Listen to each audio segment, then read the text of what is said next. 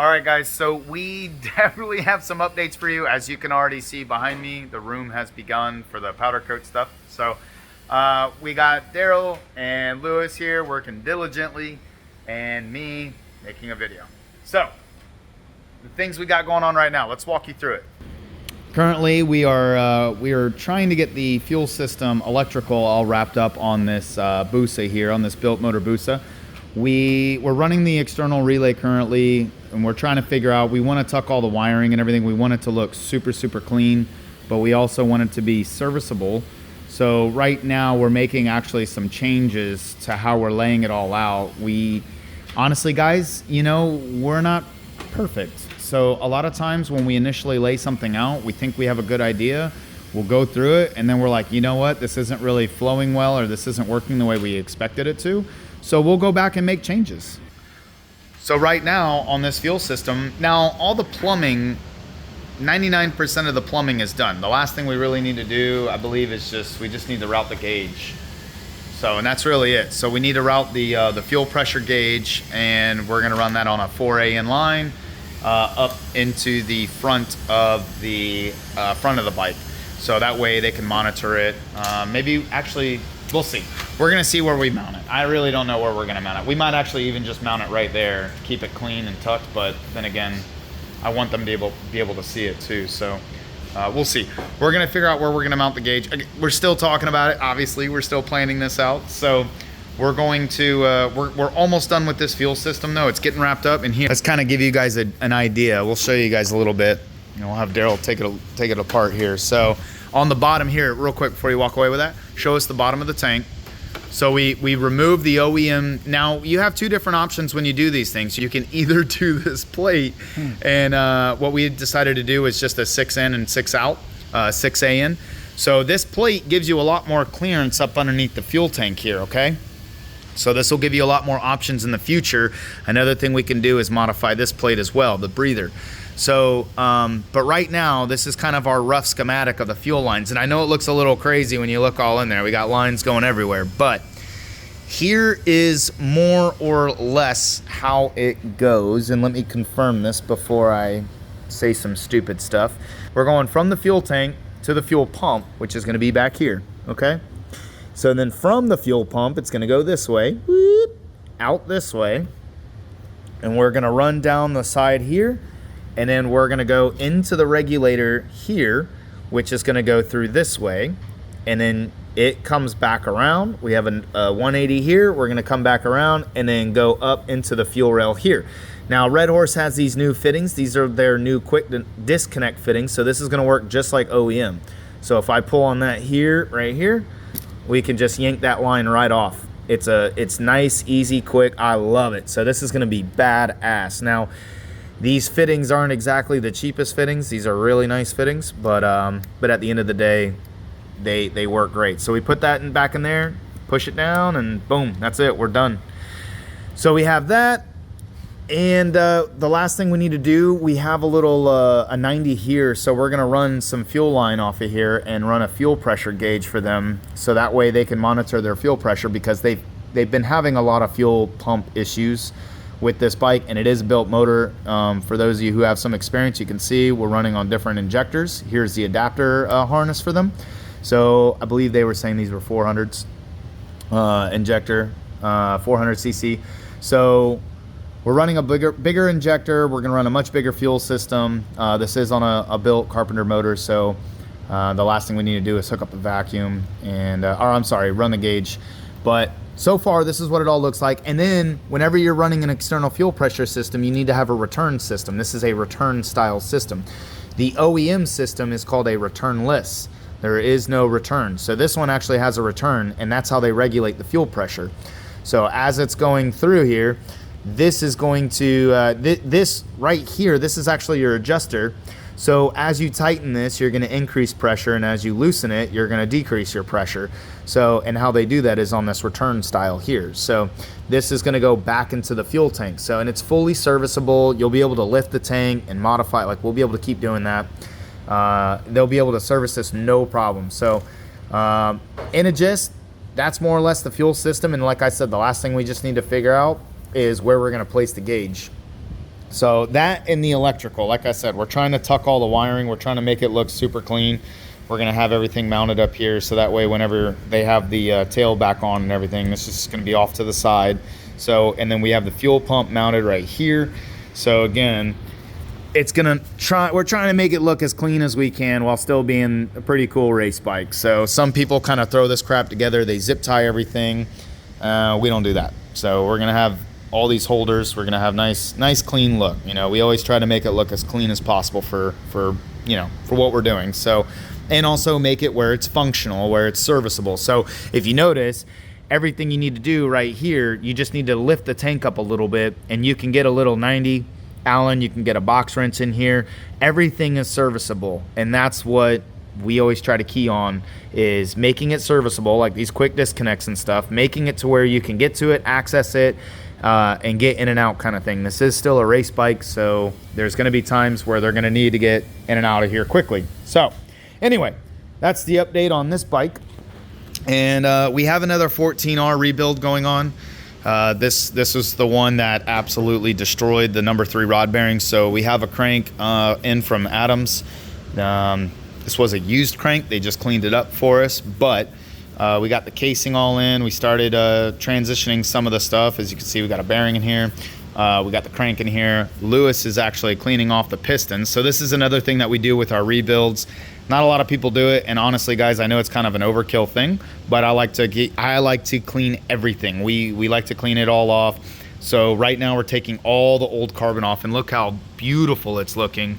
So he's getting there. We're working with what we got, and but he's getting there. He's getting it all cleaned off. We had to get a new piston, so we have our new piston here, and then we have the other used ones here that we're also going to put through this cleaning process and really go through and clean these up. So after that, we're going to check all of our bearing clearances and go through the motion. So so anyway, he is in the middle of this. I'm going to leave him be. I don't want to distract him. And then we got this one, so we're gonna make a full video on this one, guys. This is a brand new 2024 ZX6R. We're actually gonna do a full video on it. I think it's gonna be pretty dope. We're just really gonna do a tuning video, I should say. We're gonna do a tuning video. This is one of our sponsored riders, and he races Pan Am and Wera. So I know we have, I just noticed this. I know we got this hanging. We haven't started the process yet. He pulled this and then just kind of left it here for us. So we're gonna take that out during the tune. Right now we have no flash. We're getting ready to baseline it. So we're gonna do the baseline on this and then go through the full ECU flash and dyno tune. This does have some goodies. He's got a modified Hindle exhaust. He's got the stacks. He's got the filter. I'm sorry. He's got the filter and a few other little odds and ends, I should say. He's got the K-Tech suspension, chain and sprocket. So really curious to see what this thing lays out. We got a Turbo ZX14. Now Johnny Turbo over at Exoticycle actually did this motor. This motor had let go a little while ago, and got it down to Johnny. He rebuilt this one. It's got a low compression piston, and I'm sure a couple of the little tricks that Johnny does. And so far the thing's been a beast. We actually had a clutch issue. It started slipping the clutch at the higher RPM, and if you can see here, we definitely have some oil down here. So there was a few things that the owner wanted to do on his own. He didn't want us or Johnny to do because he's pretty mechanically inclined. So he ran his own oil lines for the turbo kit, and as of right now there's a little leak. And he actually ordered a bunch of stuff. So we are going to redo part of the oiling line and fix that all for him. And then aside from that, we got a clutch.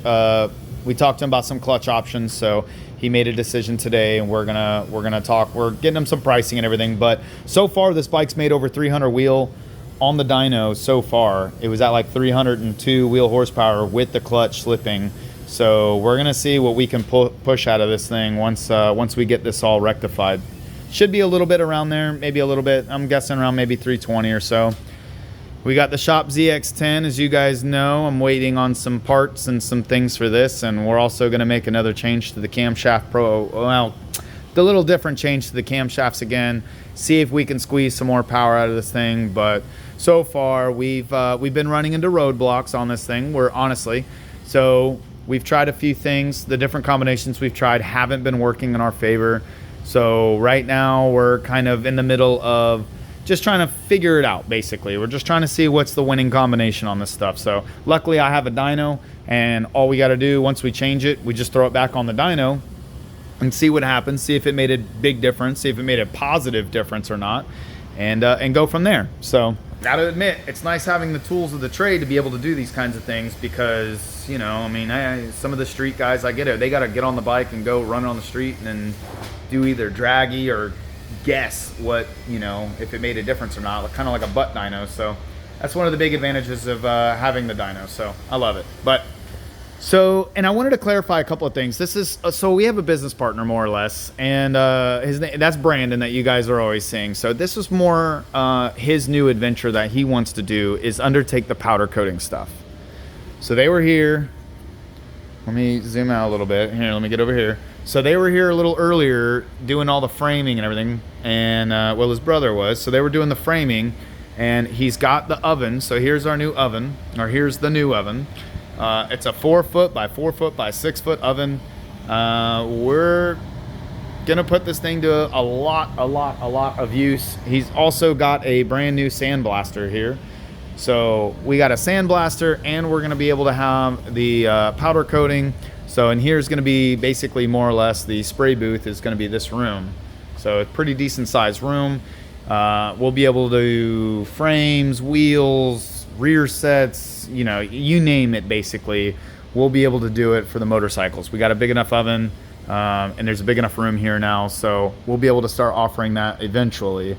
Obviously, they still have some stuff to do. So before we're able to offer it, we got to finish, well, they have to finish all of this stuff. The 25th anniversary Busa is gone. Look for that video. That's going to come out, well, I don't know when we're going to post it, but it's going to be out very soon. It came out killer. All right, guys, so it's Friday. Been a long week again. It's been murderous on us, but we have another Gen 6. Oh, Lord. Built motor Gen 6. We got that on the dyno. We're dialing that in currently. We also have our... We have our little race, not little, this thing is a tank, but it's a race Busa.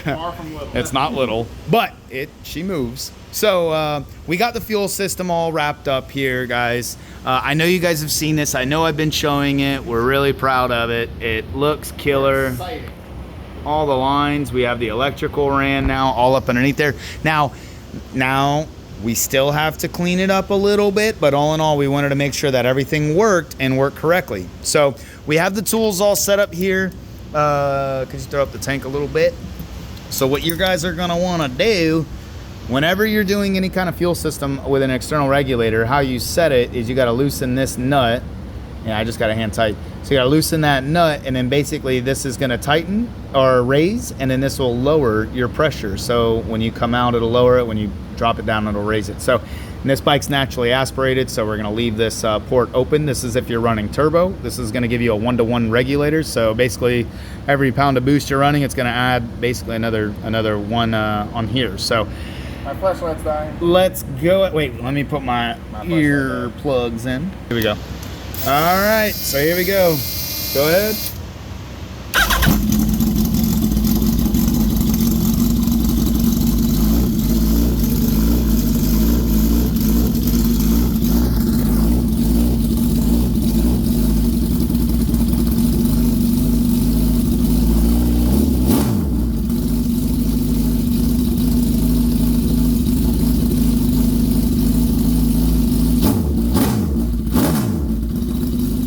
All right, so there you have it. We got the fuel system up and running. The bike is running super rich. It's woo. So, but it does have a upgraded injector, and it does have a big pump now, really big pump. So, kind of not surprised when it comes to the fact that it's running rich. But all in all, super happy. Thank you guys. Now we got to go back through on the drawing board and retune this. But the client, she's gonna be super happy we got this thing running. So anyway, this is a big accomplishment. All in all, we got this thing running. All we got to do now is get it back on the dyno and get this thing dialed in. But this thing's a monster of a bike, though. It's a built Carpenter motor, big motor, fast.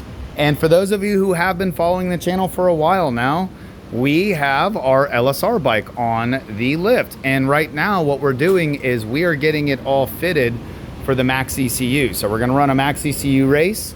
Lewis has already got this thing, we're mapping it out. Let's just put it that way. We're trying to figure out how to do the routing. We're trying to make this look as clean as possible. But as you can see, this is the finished product. There's a lot of wires. So big shout out, honestly. Thank you so much to Chris over at Boomstoon Performance, or Boomstoon HQ, I believe his company name is actually called. So yeah, we have a little bit more. We have some other items, some other accessories that need to be added to this. This is not the whole harness. This is part of it.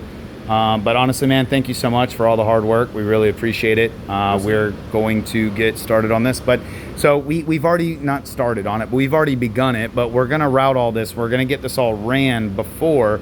And then as we're running this harness through, because as you can see now, what we're going to actually try to do, what we really should do is take these plugs and see if we get those through the frame instead of trying to run all of this through the frame. No. It'll be a lot easier. I was just trying to mock this section up first. Yeah, eventually, once we're getting the motor to put the motor in. So we're waiting on like a couple of parts, guys. Let's see, the motor's over there. But we're waiting on a couple of parts that we still need to get for this bike. We're still waiting on them to come in. There's just a little delay, but once we get those parts in, then we can get the motor in. And once we get the engine in, again, it's just it's a process. This isn't something that happens overnight. This is something that takes a little bit of time to kind of orchestrate and get it in. Oh shit. They're gonna line it up. Line it up. Line it up. The hell's gonna dump it.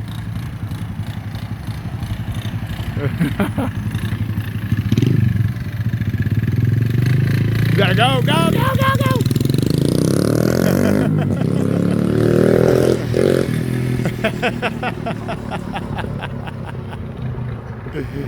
go!